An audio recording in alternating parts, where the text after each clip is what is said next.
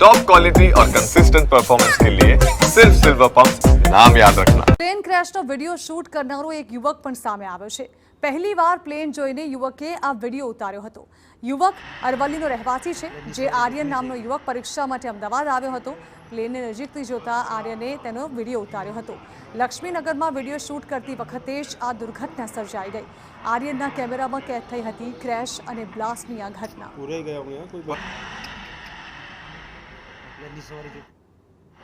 યુવક આર્યન આપણી સાથે છે, એની સાથે આપણે વાત કરીશું। આર્યન, જ્યારે તમે વિડીયો શૂટ કરી રહ્યા હતા, પહેલી વાર તમે પ્લેન જોયું હતું ને વિડીયો શૂટ કરી રહ્યા હતા, શું આખી ઘટના છે અમને કહો? શું જોયું તમે ને તમે વિડીયો શૂટ કરવા આવ્યા, શું આખી ઘટના? મને વિડીયો ઉતાર્યો કારણ કે મારે દોસ્તને વિડીયો બતાવવો એટલા માટે વિડીયો ઉતાર્યો હતો। વિમાન જતો હતો નીચે નીચે એમ થતડતું જતો હતો। હું કરતો હતો કે વિમાન ત્યાં લેન્ડ कर रहा है, હું કરતો હતો તો ત્યાં જઈને બ્લાસ્ટ થઈ ગયું વિમાન। તમે જોયું? હા, બ્લાસ્ટ થયું પછી તમને શું લાગ્યું? મતલબ શું તમે કર્યું એના પછી? તમને વિડીયો તમે જ્યારે જોયો કે આખી ઘટના બની છે, એમાં શું તમને લાગ્યું? મને લાગ્યું તે શું થયું છે, અંદર બેઠેલા લોકોને શું થયું છે। પહેલી જ વાર શૂટ કર્યું ને એમાં પણ આ પ્રકારની ઘટના બની એટલે એ પણ મનમાં આવ્યું હશે। તમે એમના બહેન છો, તમારું શું કહેવું છે કે તમે ક્યાં રહો છો અને તમે અહીંયા આવ્યા અને આ વિડીયો શૂટ થયો અને આવી ઘટના બની? હું કંટાળું ગામ કંટાળું ત્યારે હું ગાँव में જિલ્લો અરવલ્લી। મારા પપ્પા નોકરી કરે અમદાવાદ મેટ્રોમાં। અમે બંને આવ્યા, એક્ઝામ આવે છે એટલે અમે બે આવ્યા પહેલી વાર। પછી આવીને અમે બેઠા થોડીક વાર, પછી પપ્પા નોકરી જતા રહ્યા। પછી થોડીક વાર પછી એને વિડીયો ઉતારવાનું ચાલુ કર્યું। પછી આ ઘટના જોઈ। દુઃખ પણ થયું હશે કારણ કે ઘણા બધા લોકોએ પોતાના જીવ ગુમાવ્યા છે અંદર। હા, દુઃખ થયું। બસ શું ભણે છે? અભી 12મા में ભણતા।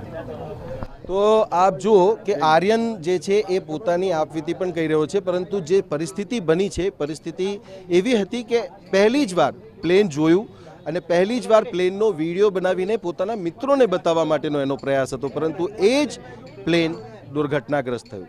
કેમેરામેન દીપક સેન સાથે સચિન પાટીલ, TV9 અમદાવાદ।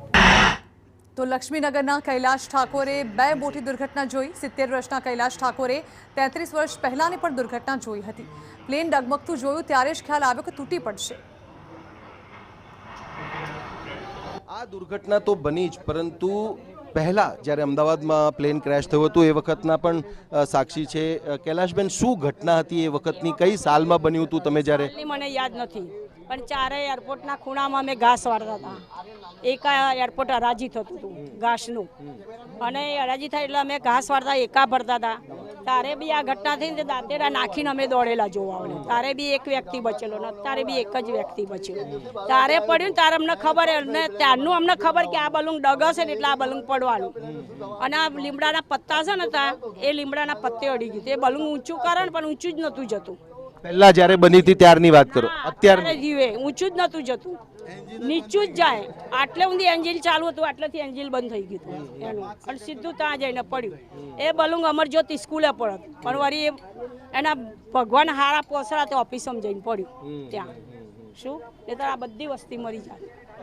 જોઈ શકો છો કે કેટલાય ખેતર હતા, જુવાર વવાતી હતી, તાનની મોય રહેવાસી। મારા બાનું ઘર ત્યાં અને અમારો સાસરી અહીં। આજ મને 70 વર્ષ ત્યાં અહીં પણ આ બધું ખેતર હતું, જુવાર વવાતી હતી। હિન્દુ મુસલમાનની ધમાલ થઈ, તાર કોઈનો પગ આવે, કોઈનું માથું આવે, કોઈના હાથ આવતા, અમે નજરે જોનારા। તો આપ જોઈ શકો છો કૈલાશબેન એ ઘટનાના સાક્ષી છે અને આ ઘટનાના પણ સાક્ષી છે। એમનું કહેવું છે કે પ્લેન જે છે એ પહેલાં જ્યારે ક્રેશ થયું હતું ત્યારે પણ એક વ્યક્તિનો જીવ બચ્યો હતો અને આ વખતે પણ જ્યારે દુર્ઘટના બની ત્યારે એક વ્યક્તિનો જીવ બચ્યો છે, અને આખી જે ઘટના છે એ ઘટનાના સાક્ષી એ પણ છે અને સાથે જ સાથે આર્યન પણ, જેણે આ વિડીયો શૂટ કર્યો। કેમેરામેન દીપક સેન સાથે સચિન પાટીલ, TV9 અમદાવાદ।